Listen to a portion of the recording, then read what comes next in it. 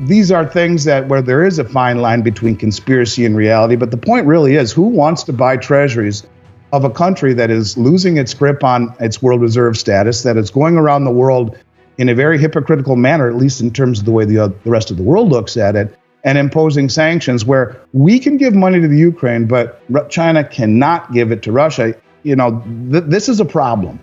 And when you look at our level of indebtedness that is reaching hockey stick phase, where it's moving up parabolically, you have to start to wonder, at what point do these sanctions really become not only lacking teeth, but become counterproductive? The point of diminished returns, I guess you could say. I think we're already there. The specter of controlled destruction looms over America, with theories suggesting a calculated attempt to overwhelm and destabilize the system, ultimately leading to a drastic reset. The Cloward-Piven strategy, an idea gaining traction among critics, proposes creating systemic failures to incite radical governmental changes. The potential outcomes of this strategy could range from significant welfare expansion to a full-fledged shift toward communist policies. Andy Schectman, CEO of Miles Franklin Precious Metals, has identified worrying economic trends that hint at a growing distrust in the U.S. dollar and U.S. treasuries. Discussions about high welfare recipient rates, burgeoning unfunded liabilities, and a slow but steady pivot away from traditional financial instruments raise alarms about America's economic stability. These trends underscore systemic issues that might require a fundamental restructuring of the government's approach to welfare and public finance. Concerns about government policies and leadership further amplify these fears, with a focus on influential figures such as Jared Bernstein and Anthony Blinken. The conversation suggests that the instability extends to national security and law enforcement, pointing to a calculated effort to undermine America's foundational structures. This deliberate destabilization could have far-reaching consequences, not just economically, but also in terms of public trust and national security. Now, we'll show you excerpts of the latest Andy's interview, but first hit the like button, smash the subscribe button, and turn on notifications. Enjoy the episode. Pieces of American history, Americana, and they've always been my favorite way to own gold. But after 2008, 2008, 9, and 10, the premiums got so high that I ignored them. Told everyone to swap these coins and switch them into gold bullion. Because if you can get a 40 or 50% premium for a circulated $10 Liberty, or a 70% premium for a 64 grade St. Gaudens, now that was unheard of. And so I would go to people's houses I'd call them up and say, listen, you got 1,064 Saints that you bought from me over the last 20 years. I'm going to come fly out to you, and I'm going to buy those 1,000 Saints and sell them to the market and hand deliver you 1,700 Gold Eagles. It's never been this way. Most of my career, it would have been a difference of 10 or 15 or 20%, not 70. So, there are times when these coins make great sense to buy. Sometimes they're too expensive, kind of like the Silver Eagles were the last several years. And other times, when the premium's correct, then it becomes advantageous to go that direction. Again, if I'm buying gold, this is as good as you're going to find, as far as I'm concerned. And I love them a lot. So anyways, almost too perfectly with the things that I've been talking about, and it makes me very concerned. I've been saying for a long time, is this too stupid to be stupid, using Bill Holter's saying. And actually, he corrected me last night. He says, is it too stupid to not be planned? But it's the same thing. And I do wonder, quite frankly, is a lot of this planned?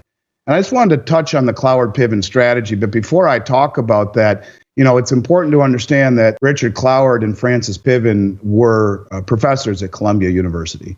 And it's important, I think, also to understand that some of the graduates from Columbia University make you take pause and say, just for a moment, that's interesting, including Barack Obama, the current Secretary of State, Anthony Blinken, the former Attorney Generals, Bill Barr and Eric Holder, Madeleine Albright, the former U.S. ambassador to the United Nations. And the kicker to me was Jared Bernstein. Here we go again with Jared Bernstein. I've focused a lot on Jared because he's the head of the economic policy group for the U.S. government, number one chief economic advisor to the Biden administration. And we've talked at length about his entire strategy of losing the reserve status and the reports that he's written about it and the comments that he's made about it that were picked up in both the New York Times and the Washington Post. And we've talked ad nauseum about, look, if you want to lose the reserve status, the best way to do that would be to weaponize the dollar and tell Saudi Arabia that we're moving in a different direction from the petrodollar or from using oil and the combustion engine and fossil fuels, moving to a green environment. That's great for people who are concerned about the environment and the ecology, but as it pertains to the hegemony and the linchpin of the hegemony, the petrodollar status, it's not probably the best thing to say to OPEC. But when I saw he was a graduate from Columbia and realizing that the Cloward-Piven strategy seems to be taking shape right in front of us, it really caught my attention. And I'm not going to read all of this, but I want just to open people's eyes to the Cloward-Piven strategy and think about it for a moment. And it's as if what we are seeing right now is that, and I've been saying this for a long time, that it just purposefully feels like they're trying to create some sort of a systemic failure in the U.S. economy, that they let 12 million people in the country illegally, and they have created an environment in the United States of lawlessness and questioning of the Justice Department and questioning of the electoral, all of this stuff that is starting to, I think, erode the confidence of this country from within. But I want to read you some of the tenets of the Cloward-Piven strategy done again, and I want people to think about this in terms of where we are. The primary objective of the strategy is to create chaos with the hopes of destroying America's capitalist economy and replacing it with a socialist system that includes guaranteed income. A massive drive to recruit the poor onto the welfare rolls. The point of surging welfare claims is to enroll as many individuals as it takes to send the United States into economic crisis. Now, this was what was taught in this strategy.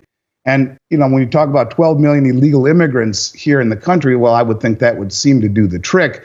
Currently, it's estimated that 63% of non-citizens in the United States are actively accessing one or more forms of taxpayer-funded welfare. And you compare that to only 35% of U.S. households that are receiving some form of welfare, you start to think, this is interesting.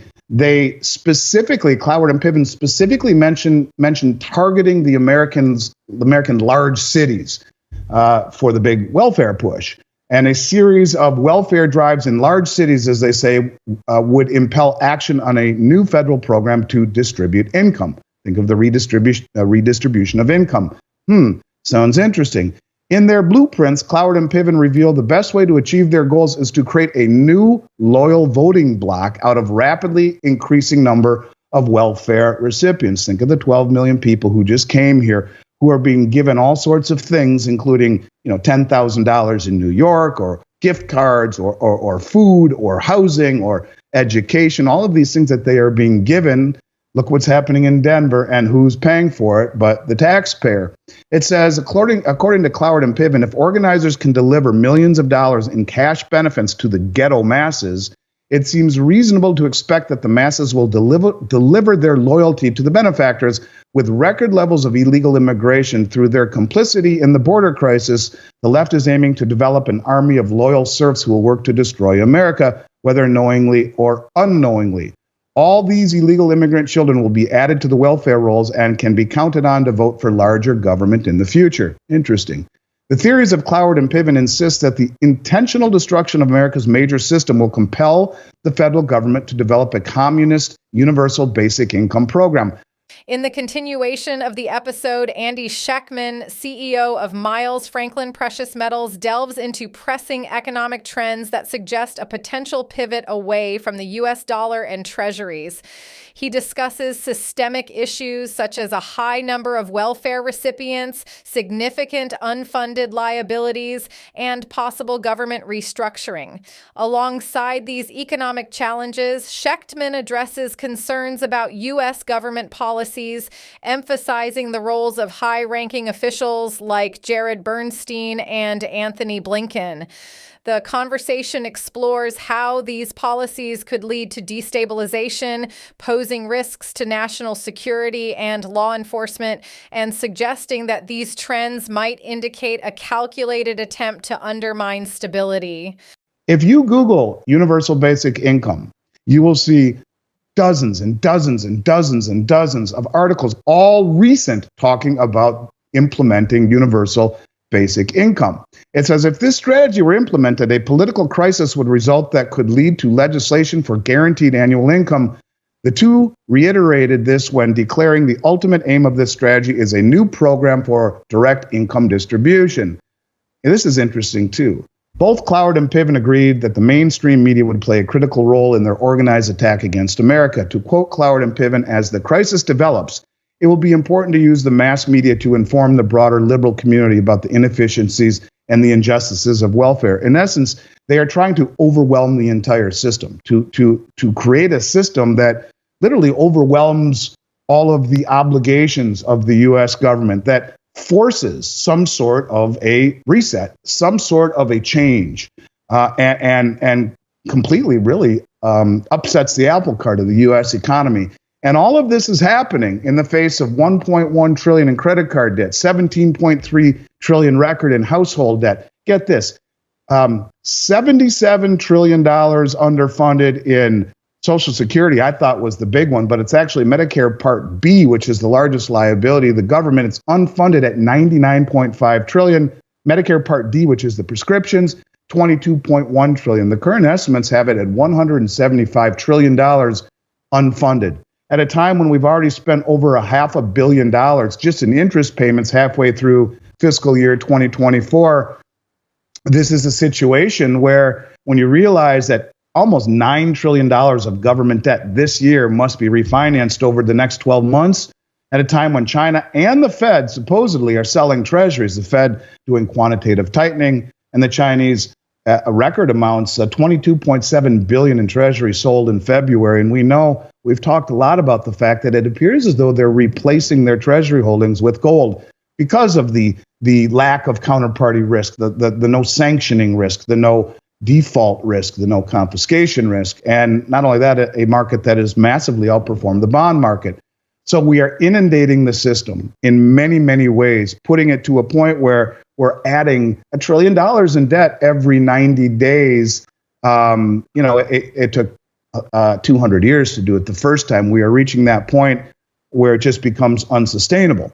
So I think it's important to understand that when you talk about the fact that they estimate that $11 trillion in bonds will need to be sold every year between now and 2030, in an environment where we are creating more and more and more debt, we are not ingratiating ourselves throughout the world. You know, we talked last week about how Janet Yellen threatened China with sanctions if they were to aid the Russian war machine in any capacity. We talked about how stupid it was to do that, but even equally as stupid the week before in Brazil. She said, in Brazil, a member of the BRICS, that we need to, just sanctioning the Iranian assets is not enough, or the Russian assets rather, is not enough. We need to confiscate the $380 billion in Russian assets and use it to fund the Ukrainian effort. How stupid that was. Well, here she is at it again and threatening Pakistan with sanctions if it builds a pipeline to import gas from Iran. So here we are going around the world as a broken, insolvent country, a country who just voted to give another $60 billion to the Ukraine, $200 billion we've given them with no congressional oversight since 2022, February of 2022. And more money we're giving away to fight wars that we have no business being in, as we are broke and we are insolvent and our entitlements are increasing exponentially, our obligations are increasing exponentially, and we think that we can sell $11 trillion worth of bonds every year, $9 trillion this year that needs to be refinanced at much higher levels. The question is, if the Fed and China, number 1 and 2 in treasury holdings are no longer buying treasuries, in fact, are shedding them, who the hell is going to buy? You know, Jim Willey is an interesting dude, Dunnigan, and he's a guy that is a little bit more fringe in terms of the things he says, yet he seems to be right all the time.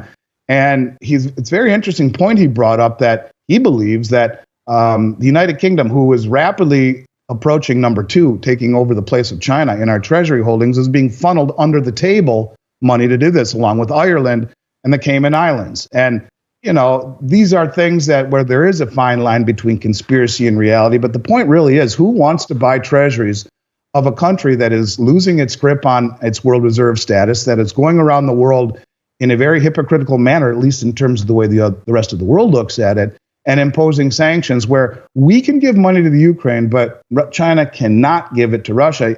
You know, this is a problem. And when you look at our level of indebtedness that is reaching hockey stick phase, where it's moving up parabolically, you have to start to wonder, at what point do these sanctions really become not only lacking teeth, but become counterproductive? You know, the point of diminished returns, I guess you could say. I think we're already there. And I just want people to spend a few minutes and Google the Cloward-Piven strategy and think about it in regards to exactly what is happening in this country. And I think you'll walk away saying, not only does it make sense, but when you realize Jared Bernstein, who I believe is the architect of the loss of the petro status, this is what he's been talking about for years. You put it together with the teachings of Cloward-Piven, where he and Obama both went to Colombia. You start to think, is that line between conspiracy and reality that big? Is there a possibility that this is a bigger picture where you destabilize and I've said this without talking about Cloward-Piven, you destabilize the outside, you destabilize the inside, but it's all seems very thought out and well planned and interesting when you put these people, including Bernstein and Obama, as people who understand this. You start to wonder what the heck's going on. So I know you've talked about it before. I'd love to get your 2 cents on it, but to me, it was very eye-opening. What do you think of the American situation described by Andy Schectman? Do you agree with him? Post in the comment section your insights on the prospects of the United States, and watch this video right here because it's a perfect fit for you. I see you on the other side.